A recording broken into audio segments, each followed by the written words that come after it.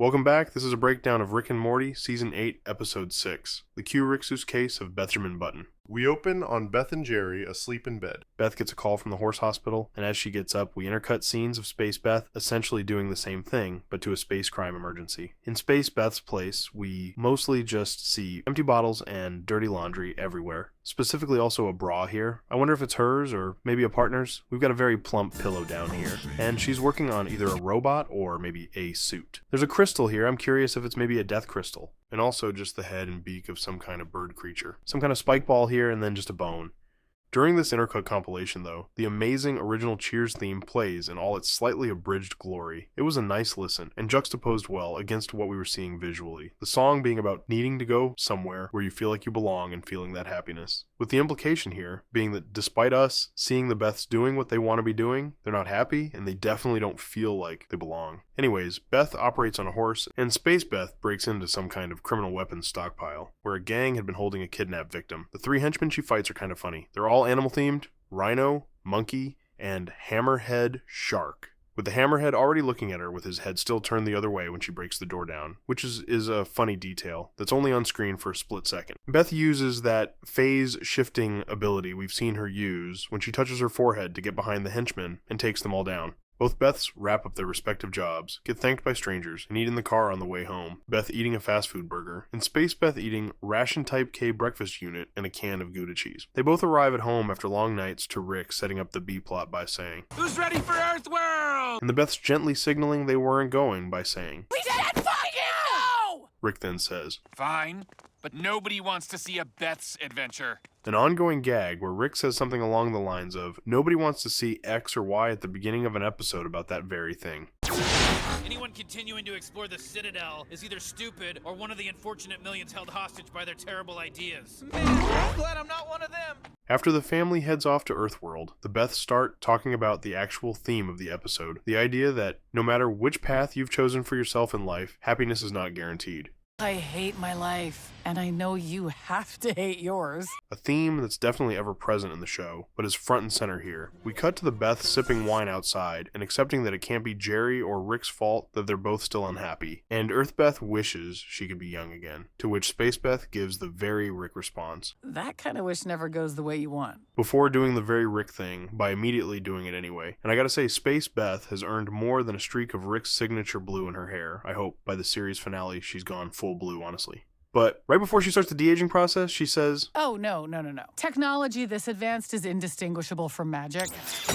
Virtually an exact quote from Arthur C. Clarke's Third Law. Space Beth sets the age to 10 years old and de-ages Beth, outfit and all. And young Beth then immediately runs off, and we cut to the rest of the family as they're arriving at Earthworld. Rick remembers it as being a rundown, dangerous theme park, but it's been Disney-fied. The entry area is clearly modeled after Main Street USA at Disney World, even being called Main Road. There's a human stuff shop and an I Earth shirt, which is kind of funny. The statue in the middle, obviously a reference to Walt Disney himself. There's a wagon selling jewelry made from human teeth, the moving spectacular sidewalk that this alien in particular seems too excited to be riding. There's even this bouquet of Earth balloons, just like the kind they sell at Disney. These hilarious light-up corn dogs, great pun. At the photos with humans thing, Morty points out Marie Curie and John Legend, and this is obviously supposed to be Ruth Bader Ginsburg. There are a lot of these big head characters, and I'm not great with celebrities, so I'm not going to name everyone, just the ones I recognize. If you know any of the ones that I miss, feel free to leave it in the comments. Here we can see Jerry actually bought a light-up corn dog, which is classic him. Here, though, Morty says one of the most concerning lines. I'm not gonna shit on it too hard because I know you'd punish me, but... And this should be concerning, because if you think about it, Morty has less access to free speech than the rest of us. He's terrified that if he mildly irritates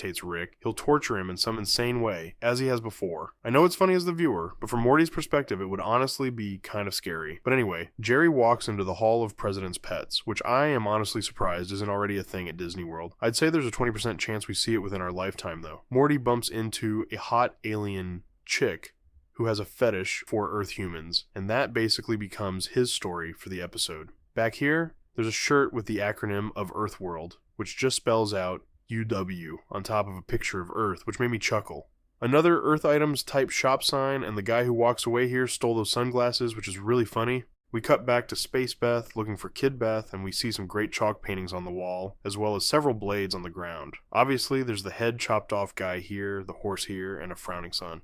Not sure why this butterfly is dripping, or what this red thing is supposed to be. Kid Beth jump scares Space Beth, excited to have violently murdered a possum. Which, yeah, that fits with what we know about young Beth. It was just more practical to sequester you before I had to start, cloning a replacement for every less than polite little boy or gullible animal that might cross your sociopath. So Space Beth re-ages Earth Beth, who immediately says, You have got to try it.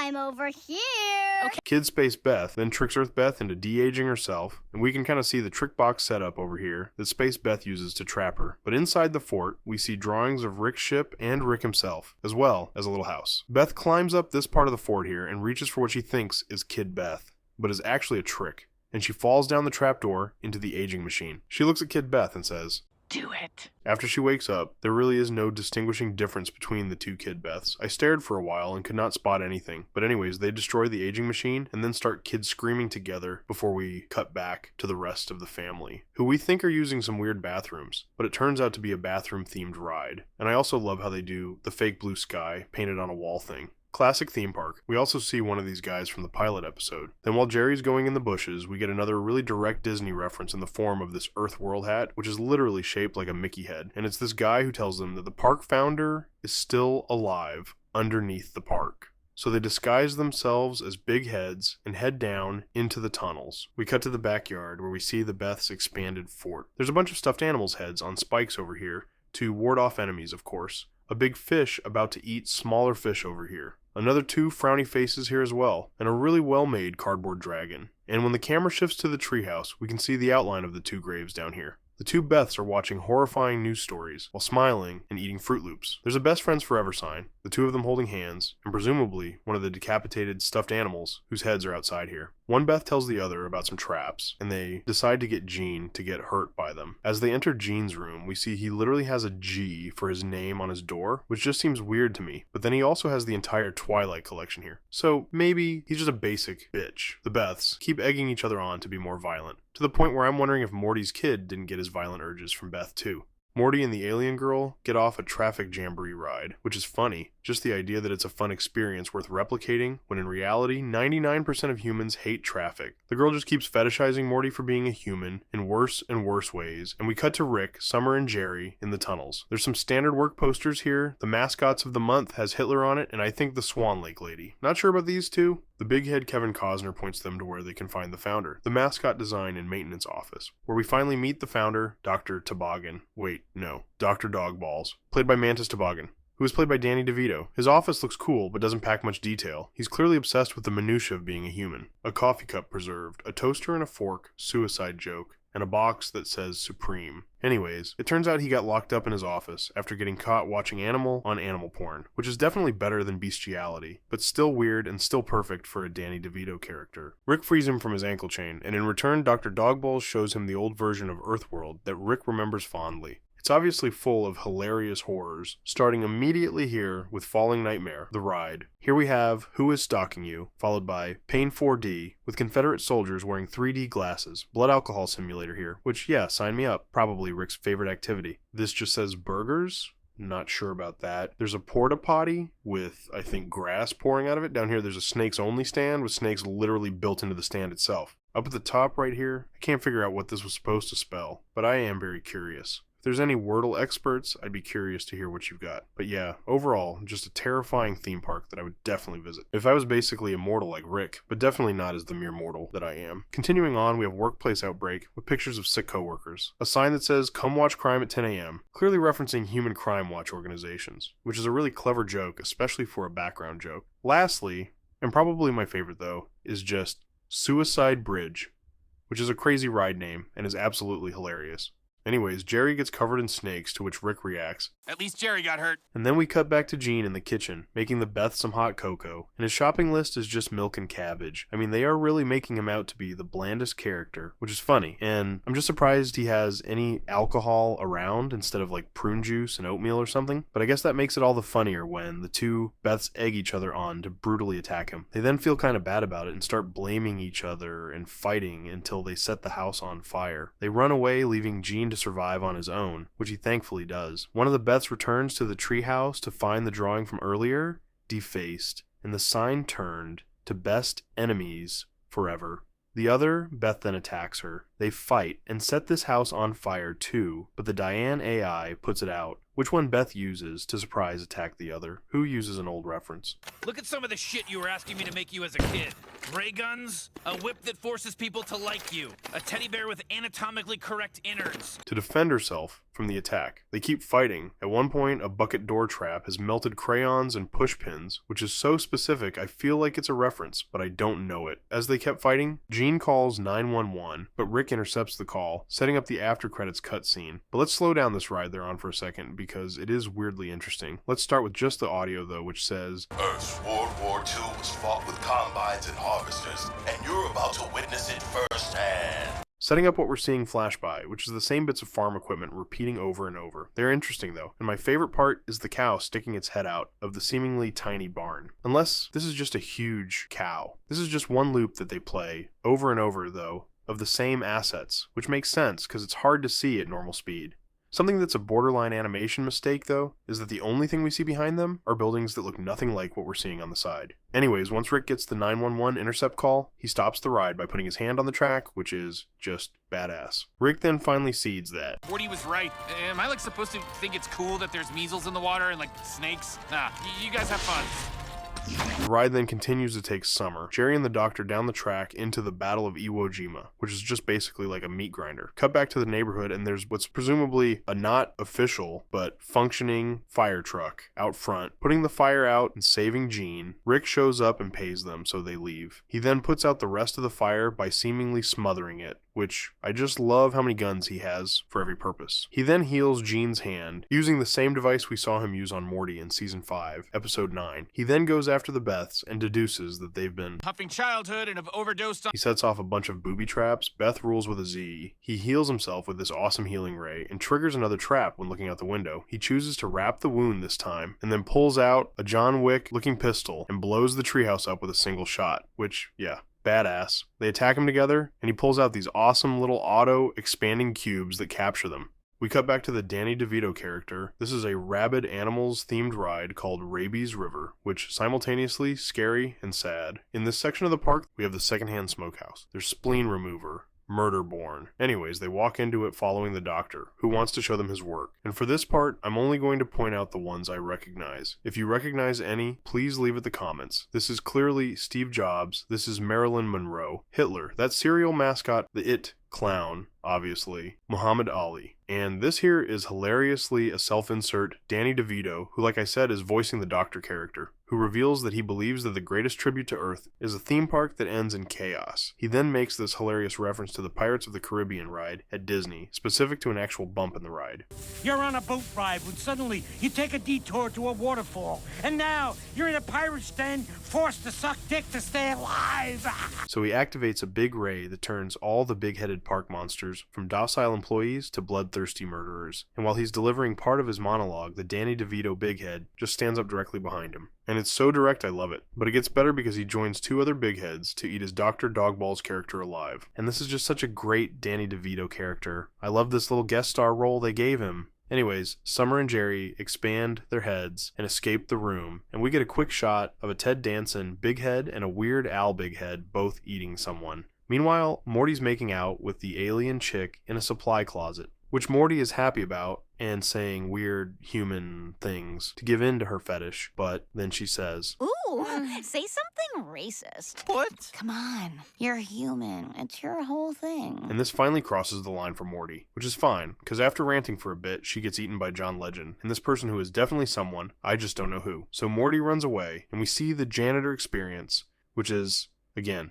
sad, funny. And I think this is Tony Hawk. This sign is for dog soup, which is horrifying. Group imagination room, which sounds like just an empty room. Human trash, which sounds funny. And a phone booth to literally watch paint dry. We then see the mosquito pavilion, the city hall crawl, just divorced apartments, and the carpet sample stunt show. Then while Morty's backing away from the entire Culkin family in one body, we see Hipster Coffee and Cat Scratch Cafe, and back here there's a Welcome Serial Killer Paradise sign, I assume leading to like a cabin in the woods situation.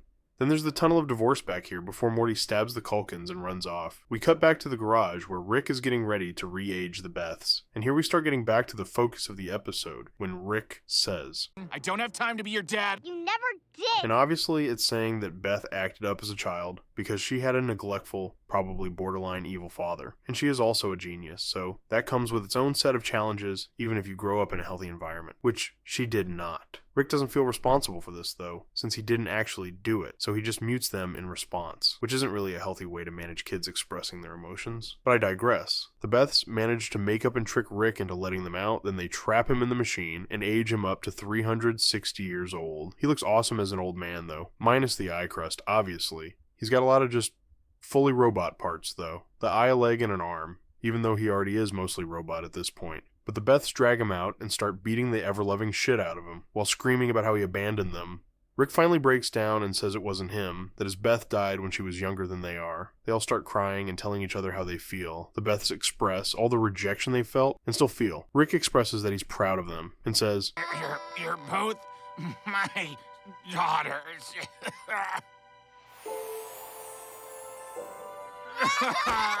It's a very heartfelt moment on both sides. The Beths were never unhappy because of where they were in life. They were unhappy because of deep-rooted emotional trauma that they never processed. And even this little bit of communication about it is enough to bring a lot of healing. And it's just really nice to see. I hope we all get these moments in our lives, just minus the violence, ideally. We cut to a few hours later, and Rick is de-aged again, fixing up their treehouse for them. Cut back to Earthworld to see something called baseball, just the food, which does sound awful to me personally. Summer runs through the parking lot, and at first it seems like she's about to save this guy, but just takes his car keys instead, which have a cute alien version of Patrick Star on them from SpongeBob. Her and Jerry then meet up with Morty and try to find the car that they have the keys to. This is clearly someone, but I don't know who. Summer makes Morty put on the head of a monster to blend in, and it's really funny to watch. Anyways, they find the car, Wendy is here, and Morty has to drive since he's the only one with a normal size head. So they take off, and we cut back to the opening sequence again, with the Cheers theme playing and everything. But this time, it's not juxtaposed, because the Beths have found somewhere they feel they belong.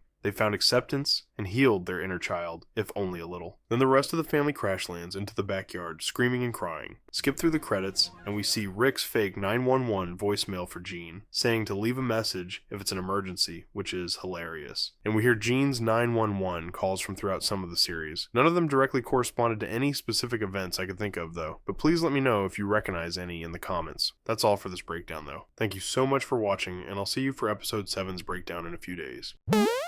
You wanna be where everybody knows your name. Has it occurred to you that I asked you to make those things because I wanted you to spend time with me? People are the same. You wanna go where everybody knows. I'm one of infinite Beths with infinite fathers and infinite universes. It's called a hug, Dad. It won't kill you. Yeah, don't be so sure.